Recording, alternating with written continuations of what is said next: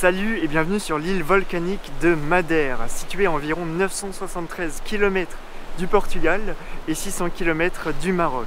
Le climat y est subtropical, doux toute l'année, c'est le printemps éternel.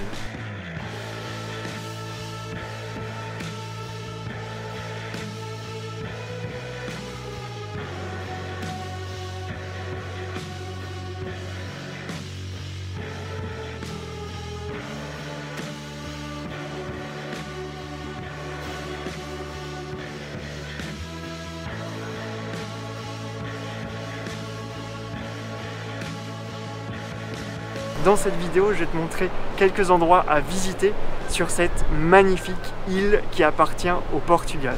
Moi, je fais cette vidéo en plein hiver. Il y a des avantages et des inconvénients. L'avantage, c'est qu'il n'y a pas beaucoup de monde. Inconvénient, on ne peut pas faire toutes les randonnées car le temps est très capricieux. Donc, à choisir. C'est une île qui a été découverte par les Portugais en 1418. Elle était inhabitée, donc la colonisation s'est faite en paix. En gros, il y avait des oiseaux et des arbres. Aujourd'hui, randonnée à la pointe San Lorenzo. C'est une marche de 2 heures aller, donc 4 heures aller-retour. C'est une très belle journée et ça m'a l'air magnifique.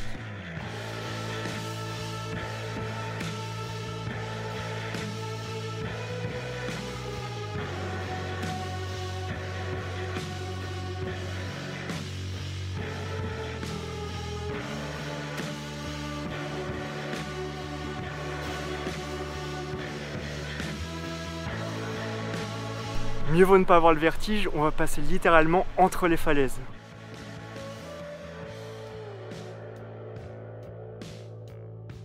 Je suis quasiment au bout du chemin, donc derrière moi il y a des petites tables où tu peux t'asseoir pour faire ta pause déjeuner.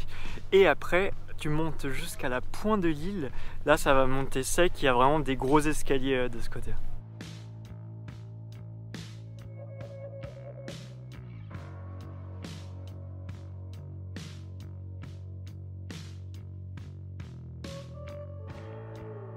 Vraiment super marche, je le recommande vraiment. Si tu veux accéder à cette randonnée, c'est 1h15 en bus depuis Funchal et en voiture, c'est beaucoup plus rapide. Donc quand tu arrives à Madère par avion, parce que si tu arrives à la nage, c'est pas terrible, tu arrives à la ville de Funchal. C'est la plus grande ville de l'île et c'est très intéressant à visiter. Dans ma prochaine vidéo, je parlerai de Funchal et de ce qu'il y a à visiter. Donc n'hésite pas à les regarder si tu veux en savoir plus. On a décidé de louer une petite voiture car les routes peuvent être très étroites à Madère et une automatique car il y a beaucoup de démarrage en côte ici.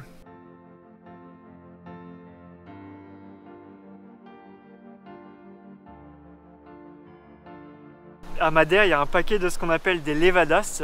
Ce sont des kilomètres de sentiers juste au bord de très anciennes canalisations comme tu peux voir juste ici. Il y a beaucoup de choix. Selon la météo, tu peux choisir ta randonnée. Par exemple, aujourd'hui, on fait 7 levadas. Et je préfère te le montrer car la prononciation, c'est pas tout ça. Ces aqueducs furent construits dès le XVIe siècle pour acheminer d'importantes quantités d'eau, principalement du nord-ouest vers le sud-est pour les habitants et l'agriculture.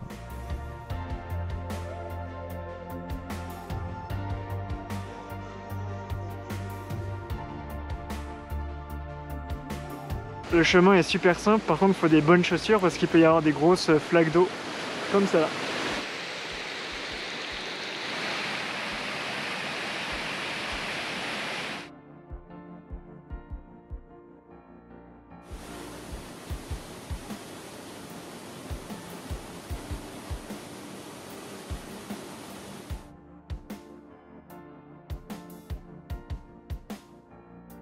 Derrière moi, tu peux voir la ville de Ponta do Sol, où tu peux voir des beaux couchers de soleil, comme le nom l'indique.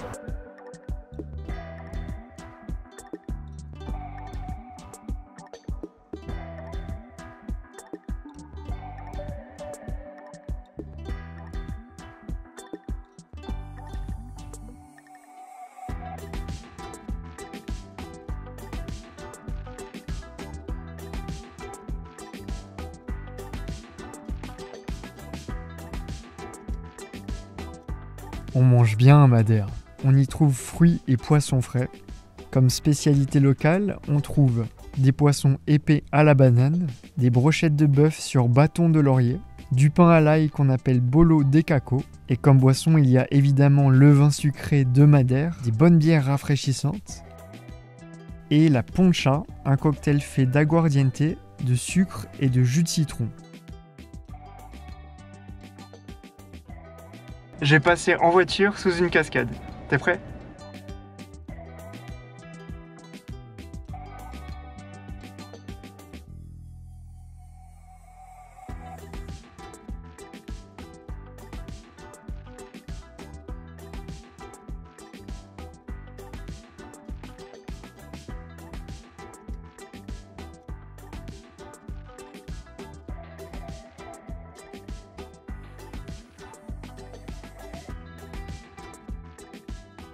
Cabo Girao est l'une des plus grandes falaises du monde, 589 mètres d'altitude et c'est situé à environ 45 minutes en bus depuis Funchal.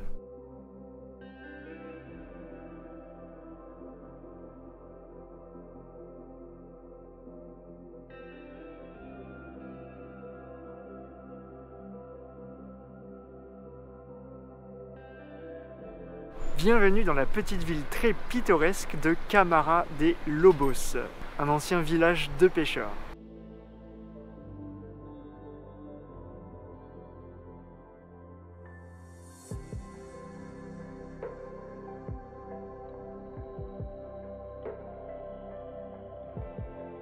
Très mignon, alors évidemment ça serait mieux sans les nuages.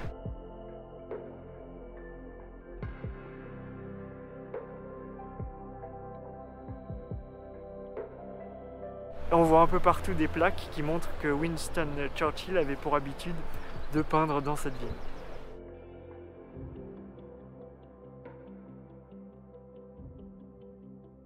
Si tu veux aller jusqu'à Camara de Lobos, tu peux aussi y aller à pied, c'est une marche de 2 heures en passant par la super plage Playa Formosa. Aujourd'hui, excursion à l'île de Porto Santo, qui se situe à 2h30 en bateau depuis Funchal. Vous pouvez faire l'excursion aller-retour dans la même journée.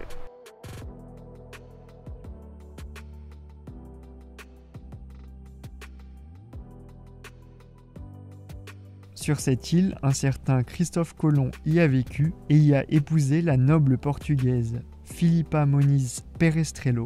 Et c'est son père qui aurait donné des cartes à Christophe Colomb, l'aidant pour sa future découverte de l'Amérique.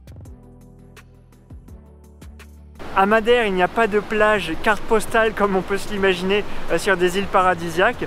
Par contre, ici à Porto Santo, tu as cette très belle et très longue plage de sable jaune.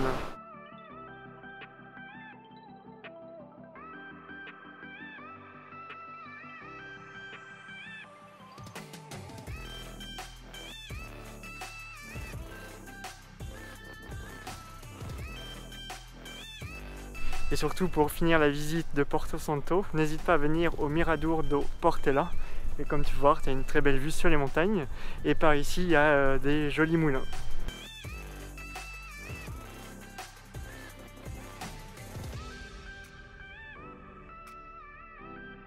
Enfin, tu peux faire un détour rapide à Capela da Graça.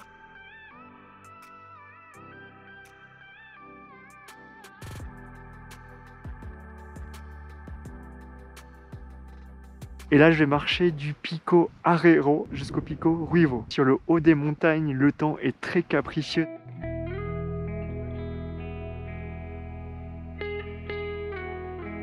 Donc comme tu peux voir aujourd'hui, il y a de la brume et je vois rien du tout. J'ai l'impression de marcher dans les nuages, c'est génial.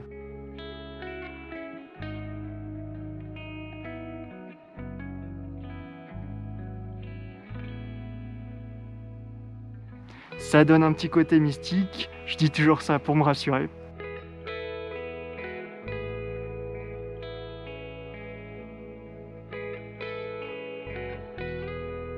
Ça monte, faut vraiment des bonnes chaussures de rando ici.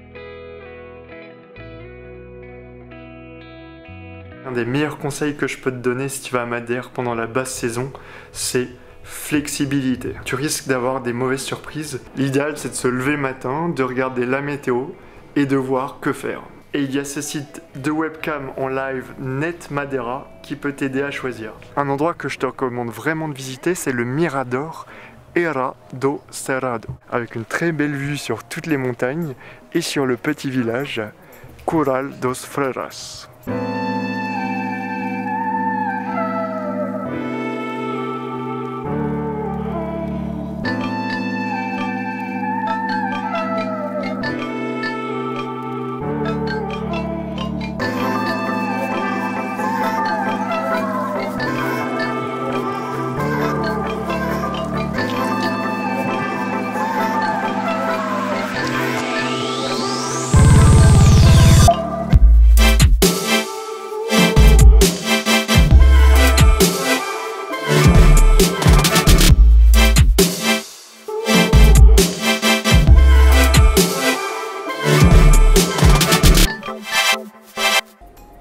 Il y a un paquet de belvédères à Madère qu'on appelle Miradouro. Par exemple ici tu as une très belle vue sur Porto Moniz.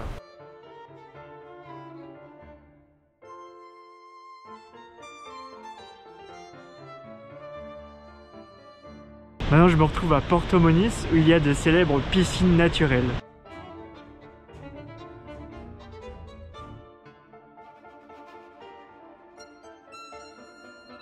Avec la chance que j'ai, il y a aujourd'hui une double tempête, donc les piscines sont fermées. Ceci dit, la force des vagues, c'est un très beau spectacle à regarder.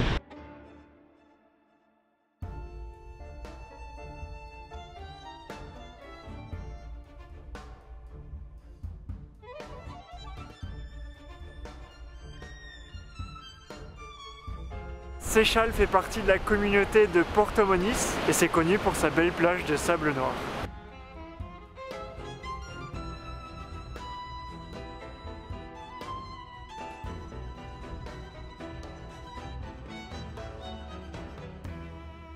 Arrêt très rapide à Santana, on peut voir des maisons traditionnelles en toit de chaume. Aujourd'hui, il y a des artisans qui travaillent dans ces maisons, plus personne n'y habite.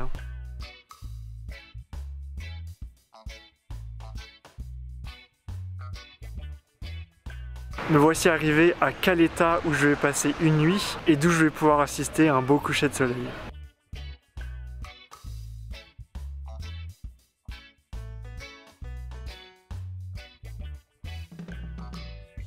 Et voilà, cette vidéo sur Madère s'achève maintenant. Évidemment, il y a encore plein d'autres choses à faire sur cette île magnifique, mais ce sera tout pour cette vidéo. Un grand merci d'avoir regardé jusqu'au bout. N'oublie pas de t'abonner à ma chaîne si c'est pas déjà fait. Un petit like, un petit commentaire et tout le tralala pour encourager mon travail. Vendredi 16 février 2022 à 4h30, j'ai ressenti dans ma chambre d'hôtel un tremblement de terre. C'est pas très rassurant. D'une magnitude de 5 sur l'échelle de Richter.